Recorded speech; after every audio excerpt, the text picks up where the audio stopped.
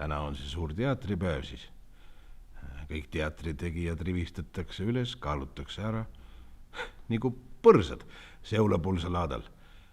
Pärast antakse kõige kaalukamatele auhinnaks klaasist muna. Omal ajal seulapulsalaadal anti ikka auhinnaks seal suitsukints või midagi. Eks teatritegijatele meeldivad need klaasist vidinad rohkem. Üks vahe oli ju Seinaugi raudteejaamas üks mees, kes sõi klaasi. Salose Gunnari. Tema teenis endale sel viisil sõiduraha. Ümberkaudsed inimesed, nemad tulid hea meelega vaatama, kuidas Gunnari klaasi järab. Vaatasid teda nagu ilma imet. Ainult puhvetipidaja, hevose kaarivad, tema sai kangesti pahaseks.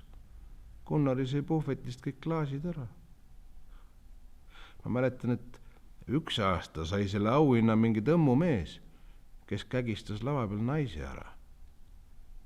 See oli küll hirmus tegu. Keegi appi ka ei läinud.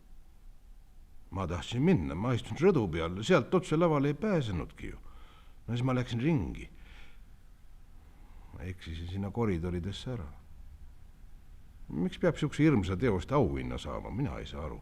Hulka eurosid antakse pärast peale kauba veel ja kutsutakse hommiku saatesse rääkima, et no, mis tunne on nüüd, kui sellise naise kägistamisest kohe auhinna saadi.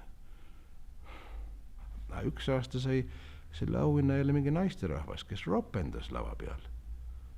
Küll tema armastas ropendada. No ja lõpuks valas oma enda lihase ema keeva veega üle.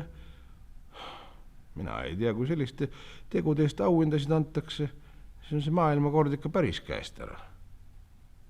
Mina on järgmine kord targem. Ma lasen mini all pileti osta kohe esimesse ritta, vaat siis ma pääsen sealt kiiresti lava peale. Ei pea koridorides ekslama ega midagi. No, ega ülekohust ei pea ju sallima. Ajalehtedes ka räägitakse, et kodaniku algatus ja puha ja... No, loodame, et sel aastal keegi mingi koleda mõrtsuka teost auhinda ei saa. Head teatripäeva.